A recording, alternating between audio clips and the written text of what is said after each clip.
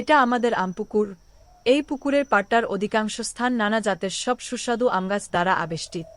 পাকা সিঁড়িতে দুপা ভিজিয়ে বসে মাথা তুলে উপরের দিকে চাইলাম। সূর্যটা দুবু দুবু প্রায়, সারা আকাশটা রক্তিম আভায় ছেয়ে গিয়েছে। আমার জন্য ভিতর হতে ঠেলে ঠুলে কান্না আসছে, কিন্তু আমার কান্নাগুলো দলা পাকিয়ে গলায় এসে বসে আছে। বের হচ্ছে না দেখে আমি আমার গলা টিপে ধরলাম শক্ত করে। কিরে, অভিমানে মরতে ইচ্ছে করছে সন্ধ্যাকে সাক্ষী রেখে।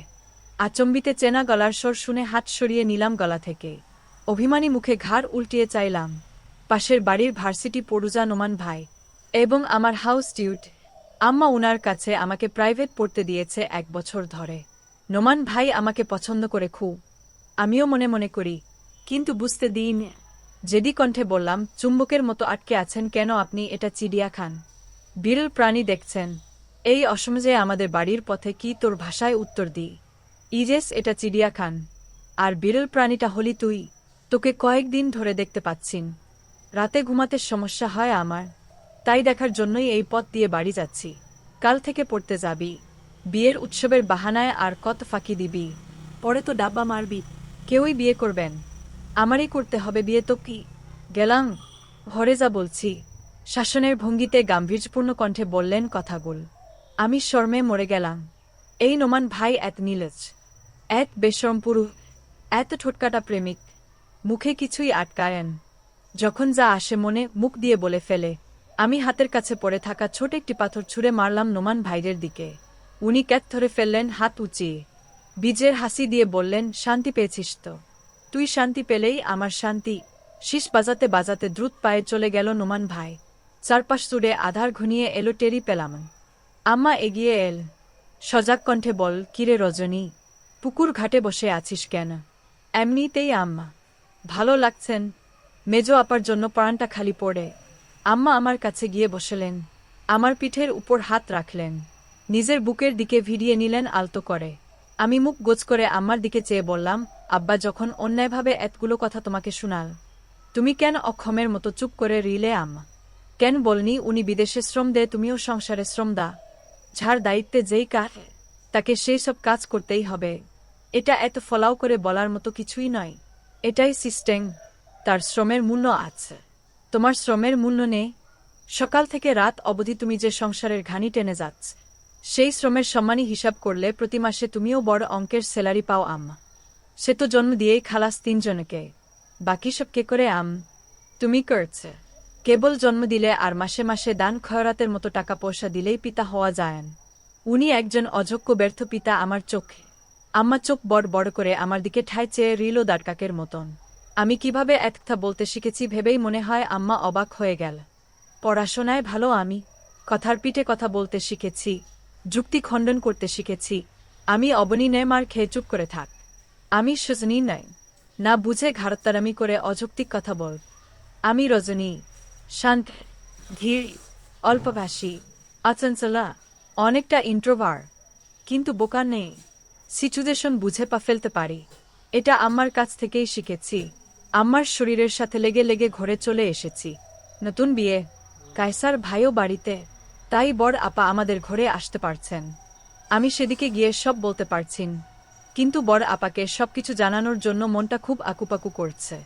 কারণ আব্বার সেদিনের কথাও বেশ স্পষ্ট হলো, তার দ্বিতীয় বিয়ের বিষয়ে আম্মা সব জানে এবং আম্মার সম্মতি নিয়েই কাজটি ঘটেছে। আপা সহ আম্মার থেকে এই বিষয়ে জানতেই হবে। 2 দিন পরে আব্বা তার বিদেশিনীকে নিয়ে শহরে চলে গেল।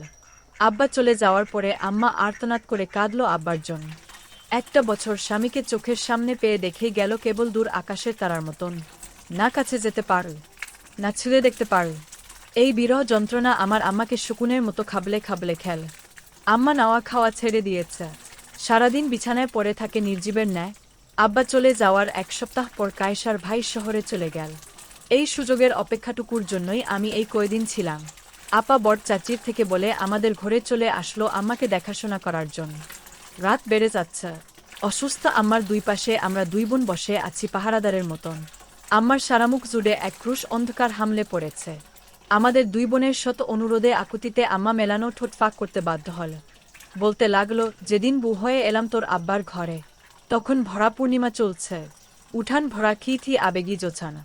একদিন সারারাত আমরা দুজন চাঁদের আলোয় ঘুমিয়েছিলাম। বয়স তখন কতি বা হবে? ৮৮ বলা যায়।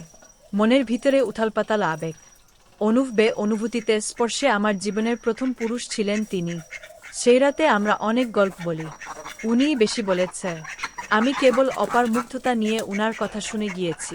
তখন কথা প্রসঙ্গে উনি আমাকে তোমাকে পেয়ে সত্যিই আমার পুরুষ জনম সার্থক। তোমার সুখের জন্য আমি সবকিছু করতে পারি। তুমি কি চাও আমার কাছে? তখন কোনো কিছু না বুঝেই না ভেবেই আমি উনার মাথা ছুঁজে বলে ফেলি, আপনার ভালো থাকাই আমার একমাত্র চাওয়া ও এক দুনিয়া পাওয়া। বলেন, আপনি কি চান আমার কাছে? আমি কিভাবে সুখী করতে পারি আপনাকে? উনি আমার হাতকে উনার মাথায় আরো মজবুত করে চেপে ধরলেন। বললেন, সত্যি বলছবু? বললাম, হাজার সত্যি, লাখো কোটি সত্যি। বলেন, এখন কি চাইবে? তোলা থাকুক যত্নে, যদি কোনদিন তোমার থেকে কিছু চাইবার মতো অবস্থা হয়, সেদিন অবলীলায় চেয়ে নি। ফিরিয়ে দিবে না তো আবার? বললাম, জীবনেও না, মরণেও না। তখন খুনাক্ষরেও বুঝতে পারিনি যে আমার দেয়া প্রতিশ্রুতি আমার জীবনের অভিশাপ হয়ে দাঁড়াবে, যার পরিণাম আজকের এই পরিণতি। আম্মা একটু থামলেন, পানি খেতে চাইলেন পিপাসিত পথিকের ন্যায়। পানি ভর্তি মাটির কলসি ও জগ আম্মার সিজরেই রাখা ছিল। আম্মা আবার মাটির কলসির পানি খেতে তৃপ্তবোধ করেন। আম্মা নলকূপের পানি কলসিতে ভরে রাখেন আগের দিন। ২৪ ঘন্টার ব্যবধানে সেই জমা পানি প্রচুর ঠান্ডা হয়ে যেত। আম্মা আগে থেকেই প্রচুর পানি পান করেন। আপা আম্মার মাথা তুলে ধরে পানি খাওয়াল। আম্মা মাথা হেলে দিল বালিশের উপরে। আমরা আম্মাকে আর জোর করলাম না বলার জন্য। আমার ব্যথাতুর গল্পের সারবস্তু আমাদের চোখের সামনে দীপ্তিময় প্রদীপের মতন জ্বলজ্বল করে জ্বলছে। আমরা চেয়েছি আম্মা ঘুমিয়ে পড়ুক, আর বলতে হবেন। কিন্তু আম্মা ঘুমালেন না। খিনকায় ঘোলাটে চোখে পিটপিট করে চাইলেন আমাদের দুই বোনের দিকে। দুর্বল স্বরে বলতে লাগলেন গল্পের বাকি অংশ। অতি অল্প সময়ে উনাকে অনেক বেশি ভালোবেসে ফেলেছি।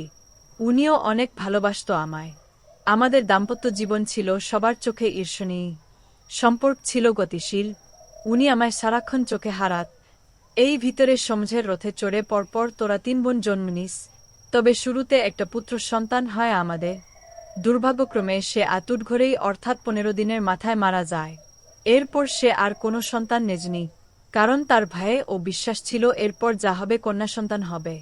আমিও আর জোর জবরদস্তি করিনি, কেননা যদি আসলেই কন্যা সন্তান হয় তখন উনার অবহেলার শিকার হব মা মেয়ে দুইজনে। রজনী জন্মাবার পর হতেই লক্ষ্য করি দিনে দিনে আমার প্রতি উনার সমস্ত আবেগ, মায়া, মমতা, দায়িত্ব, যত্ন কোথায় যেন কর্পূরের মতো মিলিয়ে গেল। কোনো সুদূরে ভেসে গেল শুকনো খড়কুটোর মতন। আমি আর উনার ভালোবাসার তল খুঁজে পাইনি। জেনিফারকে বিয়ে করেছে তোর আব্বা ২ বছর হয়েছে। জেনিফার ডিভোর্সি ছিল। আমাকে জানিয়েছে ৬ মাস আগে।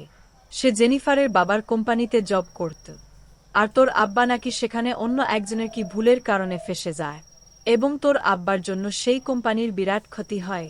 তখন তোর আব্বার চাকরি চলে যাওয়ার অবস্থা হয়। আর চাকরি চলে গেলে সে নিজেও কিভাবে চলবে? আমাদের ও পথে বসে যেতে হবে। অন্য কোম্পানিতে গিয়ে চাকরি করার মতো সিচুয়েশনও ছিলেন। এদিকে জেনিফার থেকে প্রস্তাব আসে তাকে বিয়ে করলে চাকরি যাবেন, বেতন ও কাটা হবে না, তাদের লস কমিয়ে আনতে। জেনিফার তোর আব্বাকে পছন্দ করত শুরু থেকে। নানা কারণে তাদের দেখা হতো, কথা হতে। এভাবে সখ্যতা ঘনিষ্ঠতায় রূপ নেয়। আরেকদিকে তোর আব্বা একটি পুত্র সন্তান ও চেয়েছে। সে এখন সন্তান সম্ভবা। হয়তো জেনিফারের মাধ্যমে তার সেই ইচ্ছা হবে। আমাকে যেদিন বিষয়টা জানালো তার আগে মনে করিয়ে দিল বহু বছর আগে চাঁদের আলোকে সাক্ষী রেখে এক রাতের কথা। আমি তোর আব্বাকে অনেক ভালোবাসি। তার চাওয়াকে পায়ে ঠেলে দেওয়ার সাধ্য আমার ছিলেন। হ্যাঁ, তোরা হয়তো বলবি আমি কেন শক্ত অবস্থান নিইনি, কেন অবলার মতো অবলীলায় তার চাওয়াকে প্রাধান্য দিয়েছি। বলতে পারিস, আমি মাথা পেতে নিব। আমি নারী, আমি স্ত্রী, আমি তার মায়াতে, এই সংসারের মায়াতে, তোদের মায়াতে আটকে গিয়েছি বর্ষির আধারের মতো। তোর আব্বা বলছিল আমি তার হিত যে আগের স্থানেই রব সারাটা জীবন, কিন্তু তার ওকথা মিথ্যা ছিল, শুধুই মুখের কথা ছিল। একটা বছর পর বাড়িতে এল, অথচ আমার হাতটুকু ধরার অনুভূতিও তার মাথ থেকে বিলীন হয়ে গেল আমার জন্য। আমি কার জন্য এত বড় ত্যাগ দিলাম? এই দুঃখ নিয়ে আমি যে আর বাঁচতে পারছি না মারে। আম্মা ফুফিয়ে কাঁদতে লাগলেন ছোট বাচ্চার মতন। আমরা 2 বোন আম্মাকে মিথ্যে সান্ত্বনা দিয়ে ঘুম পাড়িয়ে দিয়েছিলাম। পরের দিন প্রভাতকালেই আমি উঠে নরেশের বাড়িতে চলে গেলাম। বড় আপা ঘরের সব কাজ করতে লাগল। নরেশের মাকে বললাম, আপনার ছেলে যোগাযোগ করলে বলবেন আমার আম্মা মৃত্যুর শয্যাশায়, দেখতে চাইলে যেন আপাকে বাড়িতে এনে দেয়। তিনি বসতে বললেন। আমি না বসেই হনহন পায়ে তাদের বাড়ি ছেড়ে চলে এলাম।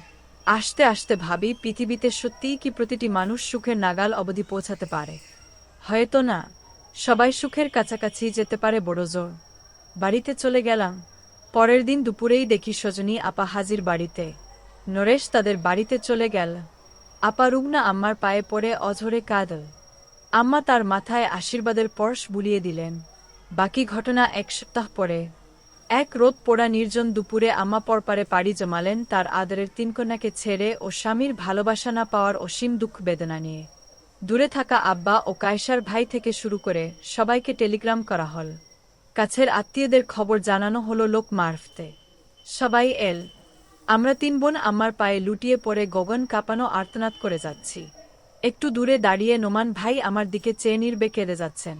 ইশারায় বুঝিয়ে দিলেন, তোর জন্য আমি আছি রজনী।